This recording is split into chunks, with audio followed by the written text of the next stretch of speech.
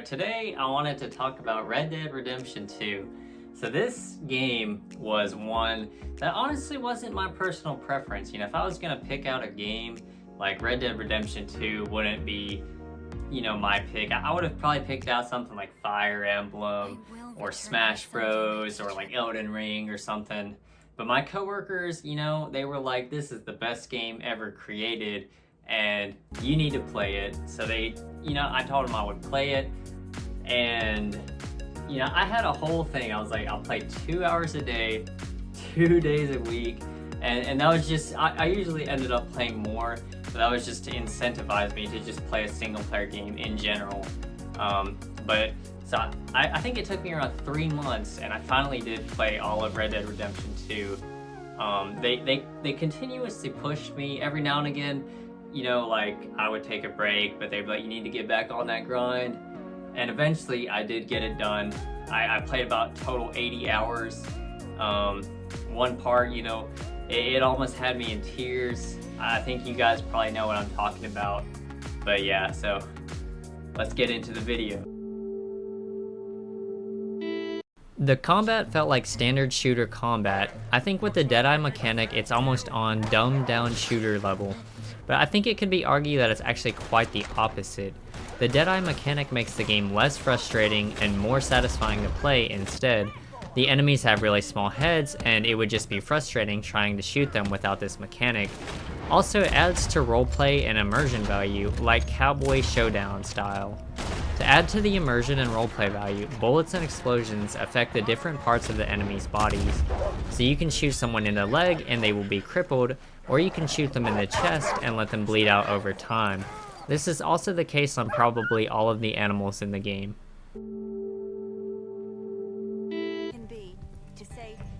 The story for this game is just phenomenal. Something I don't quite understand but works fantastic is having a bunch of the story not exactly leading to anything major, but once the story is done, you feel like you've had an experience of sorts.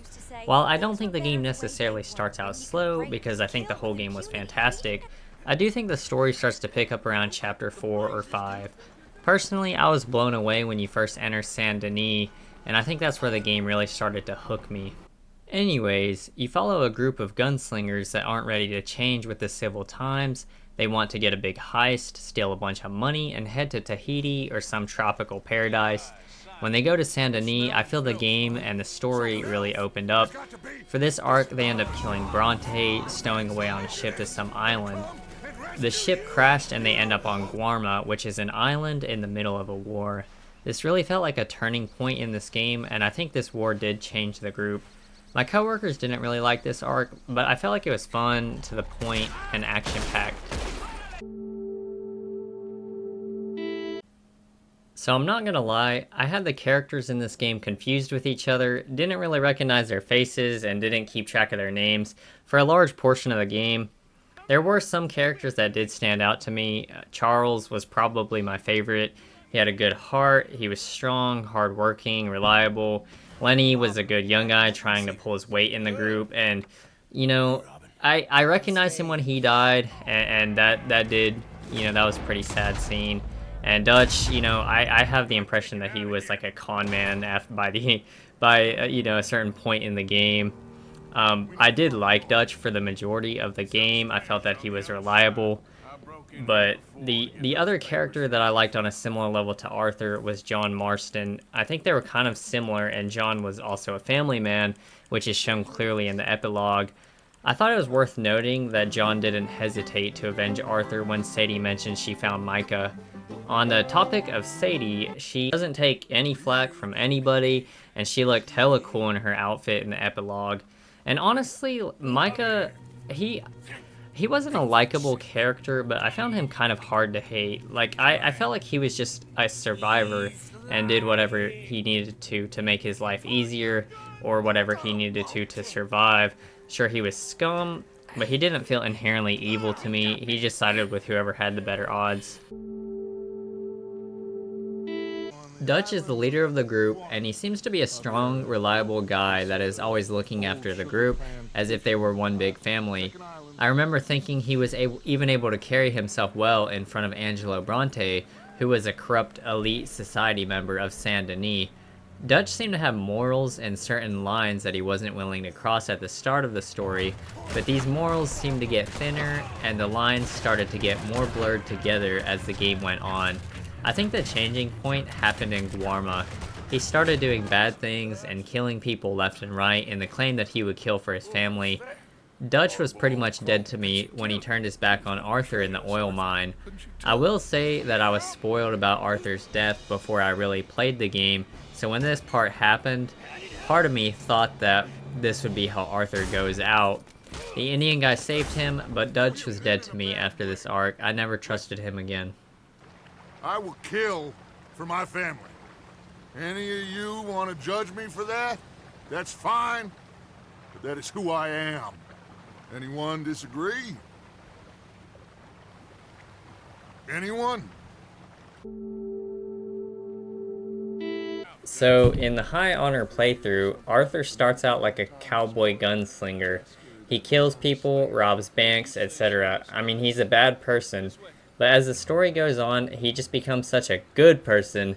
Just like the nun in my playthrough says, he is always smiling and helping people. Helping people makes him happy.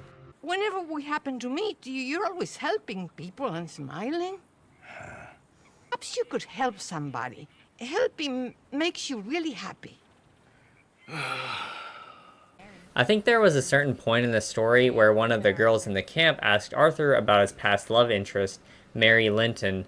I don't remember exactly what she said, or what Arthur said, but it went along the lines of she wanted a better life than a gunslinger could give her, and the girl in the camp said that Mary was a fool if she couldn't see the good in Arthur, and I freaking agree, man. I'm not saying Mary made the wrong decision, but just that Arthur was a great guy that did a lot of bad things. Another thing was I read one of his journal entries the day after he saved that German family. He remarked that Charles didn't hesitate to help the German family like he did, and that Charles was inherently a good person, but deep down inside he had to take a moment to decide whether it was worthwhile to help them. Him showing the widow how to survive and saving the boy of the mom whose husband he killed in that one side quest. In both of those side quests, he really did redeem himself in the end, which is why it's called Red Dead Redemption. In the end, he said, Dutch, I gave you all I had. I did. I gave you all I had. I did.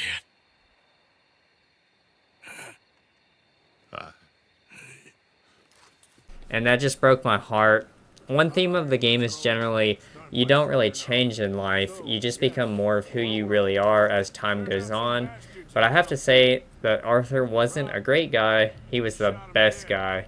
His death was very poetic and he really did redeem himself in the end. But I know now that you don't get to live a bad life and have good things happen to you. I think you're being hard on yourself. I felt this section should be put in there because this game just has so much content and details.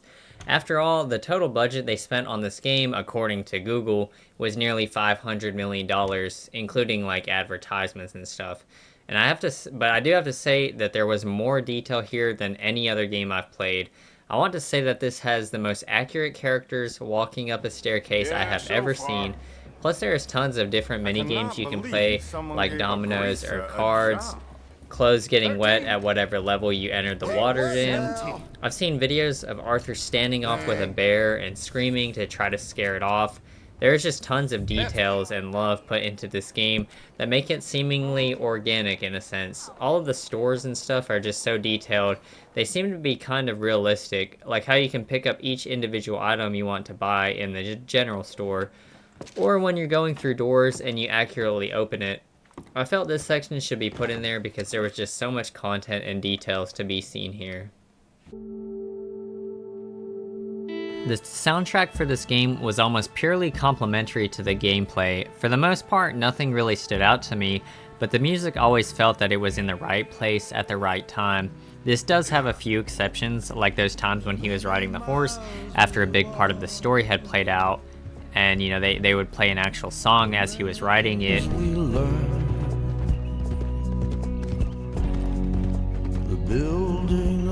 and also like, you know, when he passed away. And there were a couple lighthearted soundtracks, like when I was beating the hammer to the beat, when John was building that house, which by the way, the song is called The House Building Song by David Ferguson. Yo, and that song was low-key fire. I just thought I should say that.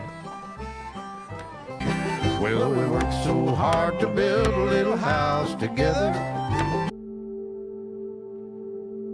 The graphics in this game is probably the best I've seen in any game. The textures themselves are phenomenal, but more than anything, I think Rockstar managed to make an insane atmosphere.